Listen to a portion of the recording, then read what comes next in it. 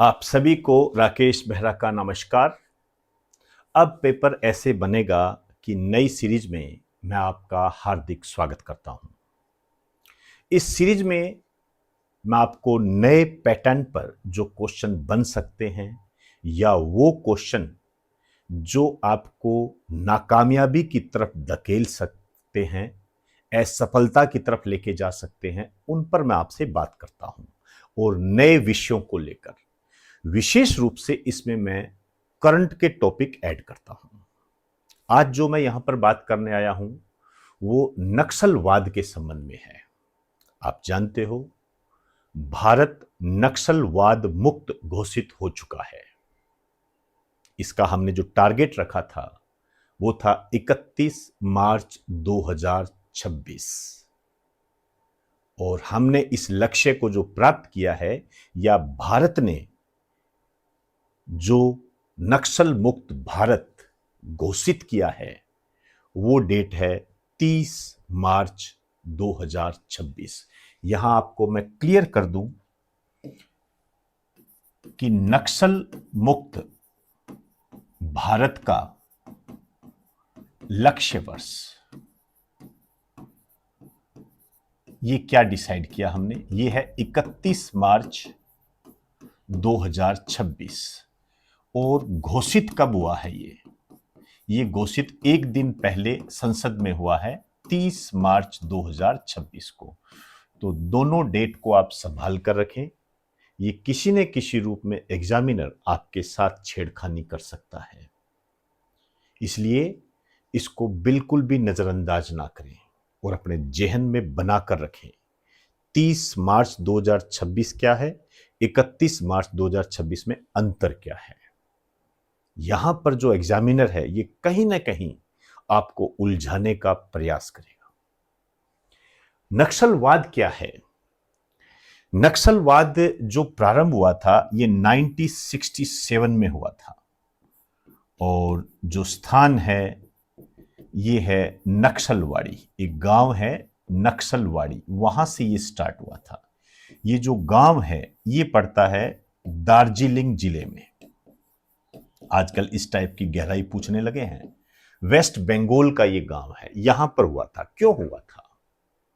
जमींदारों के शोषण और दमन के खिलाफ हुआ था। ये जमींदार वहां के किसानों का शोषण करते थे, उनका दमन करते थे। तो इस स्थिति को देखते हुए किसानों ने हथियार उठा लिए थे। इनका जो नेतृत्व किया था वो दो नाम हमारे सामने आते हैं मुख्य रूप से। एक तो जैसे कानू सान्याल, चारू मजूमदार, ऐसे बहुत सारे लोग थे जो किसी न किसी रूप में नेतृत्वकर्ता के रूप में सामने आए थे। लीडिंग के रूप में इनके नाम समय समय पर सामने आते रहे हैं और इनकी जो विचारधारा थी वो थी माओवादी, कम्युनिस्ट। माओवादी विचारधारा का क्या मतलब होता है? हिंसा के माध्यम से, इनकी जो विचारधारा थी हिंसा के माध्यम से अपने अधिकारों को प्राप्त करना। तो ये हिंसात्मक घटनाएं करते थे। पहले इनका लक्ष्य जो था अपने अधिकारों को प्राप्त करना था, लेकिन उसके बाद में कहीं न कहीं इनकी दिशा गलत हो गई और ऐसे भी कयास लगाए जाने लगे कि जो हमारे दुश्मन देश है वो इनको सहायता पहुंचा रहे हैं। तो आप समझ सकते हो कि हमारी नेशनल सिक्योरिटी के लिए एक ये बहुत बड़ा खतरा बनता जा रहा था। तो इसको प्रोमिनेंट तरीके से लिया गया, बकायदा टारगेट डिसाइड किया गया कि 31 मार्च 2026 तक हम नक्सल मुक्त भारत घोषित कर देंगे और 30 मार्च 2026 को भारत सरकार के द्वारा इसकी घोषणा कर दी गई। अब क्योंकि ये नक्सलवाड़ी में शुरू हुआ था, इसी कारण से इसको नक्सलवाद कहा जाता है। इसमें जो क्षेत्र है, पहले मैं बात करूंगा क्षेत्र की, चलो बात कर लेते हैं। नक्सल प्रभावित जो क्षेत्र है ये छत्तीसगढ़, झारखंड, ओडिशा, महाराष्ट्र, तेलंगाना, आंध्र प्रदेश, वेस्ट बंगाल के क्षेत्र हैं। इन सभी क्षेत्रों को मिलाकर रेड कॉरिडोर कहा जाता है। नक्सलवाद के दमन के लिए सरकार ने समय समय पर कई ऑपरेशन चलाए। Operation black forest, operation octopus, operation green Hunt, operation double bull, operation thunderstorm, operation कगार। ये ऑपरेशन कगार जो है अभी मार्च 2026 में चलाया गया था। नक्सल मुक्त भारत के लक्ष्य को पूरा करने के लिए चलाए गए ऑपरेशन थे ये। इसके अलावा एक बहुत ही बेहतरीन आपके एग्जाम की दृष्टि से नक्सल मुक्त भारत के लिए एक विशेष प्रकार की फोर्स गठित की गई थी, कोबरा। कोबरा, इसका बहुत बड़ा योगदान रहा। हालांकि सीआरपीएफ, स्थानीय पुलिस का भी योगदान रहा, लेकिन कोबरा नाम सबसे टॉप पर आता है। नक्सल मुक्त भारत में महत्वपूर्ण भूमिका निभाई इन्होंने। कोबरा, अब इसके यदि आप थीम देखोगे उसी से आप समझ जाओगे। मैं बता देता हूं, ये देखिए कोबरा। पहले तो इसका नाम देखिए, कमांडो बटालियन फॉर रिसोल्यूट एक्शन। नाम से देखिए कोबरा आपके एग्जाम में आने की पूरी ताकत रखता है। इसका जो आदर्श वाक्य है, यश या मृत्यु, विक्टोरी और डेथ। तो इसके प्रयासों से भारत नक्सल मुक्त घोषित हुआ। अब इस पर क्वेश्चन किस तरीके से बन सकते हैं, इस पर हम बात करते हैं। आपके सामने एक क्वेश्चन है, ध्यान से पढ़ना इसको। नक्सलवाद के संबंध में कथन पढ़ें और ये आपसे क्या कह रहा है, सही कौन से हैं। ये जो स्टेटमेंट दे रखे हैं इसमें से आपको सही छांटना है। नक्सलवाद का प्रारंभ 1967 में पश्चिम बंगाल के दार्जिलिंग जिले के नक्सलवाड़ी गांव में हुआ था। मैंने अभी आपको इससे परिचय करवाया है, आप देख सकते हो। नक्सलवाड़ी गांव में 1967 में, दार्जिलिंग, वेस्ट बंगाल। तो ऐसे करके आपने इस क्वेश्चन को पढ़ना है और आपका आंसर आपके दिमाग में होना चाहिए। फिर आपको इस क्वेश्चन के द्वारा जो मैं आंसर दूंगा, इसका जो मैं आपको आंसर दूंगा उससे आपको मैच करना है। इससे आपकी तैयारी कैसी है, आपको पहचान होगी, आपने कौन सी गलती की है उसका पता लगेगा। जब हमें यह पता लग जाता है कि हमारी गलती क्या है, तो आप मान के चलना उस कामयाबी की दिशा में आप चल रहे होते हो। दूसरा, यह आंदोलन स्थानीय किसानों के द्वारा जमींदारों के शोषण और दमन के खिलाफ हुआ था। यही बात मैंने आपसे कही।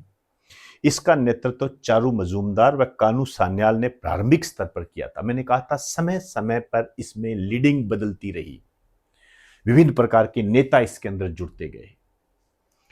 यह माओवादी विचारधारा पर आधारित है, कम्युनिस्ट थॉट पर आधारित है। हिंसा के माध्यम से अपने अधिकारों को प्राप्त करना। ए ऑप्शन 1 व 2 सही है, बी ऑप्शन 2, 3 व 4 सही है, सी 1, 3 व 4 सही है, डी सभी सही है। विचार कीजिए इस पर, वीडियो को पॉज कीजिए और ठंडे दिमाग से सोचिए आप इस क्वेश्चन का क्या आंसर दोगे। मैं इसका आंसर बताने जा रहा हूं, आप मिलान कर सकते हो। चारों ही सही है, चारों ही सही है। क्लियर। अब एक क्वेश्चन जो मुझे लगता है आसान है और जरूर आएगा, उसको बताना चाहूंगा। हालांकि सिंपल सोबर है। नक्सल मुक्त भारत कब घोषित हुआ? 31 मार्च 2026, 30 मार्च 2026, 25 मार्च 2026, 23 मार्च 2026। आप जानते हो इसका आंसर होगा 30 मार्च, और 31 मार्च का तो लक्ष्य था। यह आपके एग्जाम में किसी न किसी रूप में आपको जरूर मिलेगा, 100% मिलेगा। एक दावे के साथ आपको कह रहा हूं। तो इजाजत चाहूंगा आप सभी से।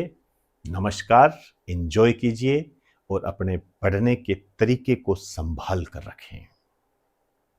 आपके पढ़ने का तरीका, आप क्या पढ़ रहे हो, ये आपकी सफलता को डिसाइड करेंगे। इसलिए इसमें यदि आप कोई गलती करते हो तो वो गलती माफी योग्य नहीं होती है। फिर कहीं न कहीं आपको असफलता का मुंह देखना पड़ता है।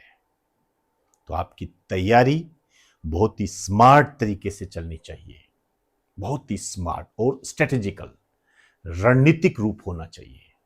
तभी हम कामयाबी प्राप्त कर सकते हैं। इजाजत चाहूंगा। नमस्कार।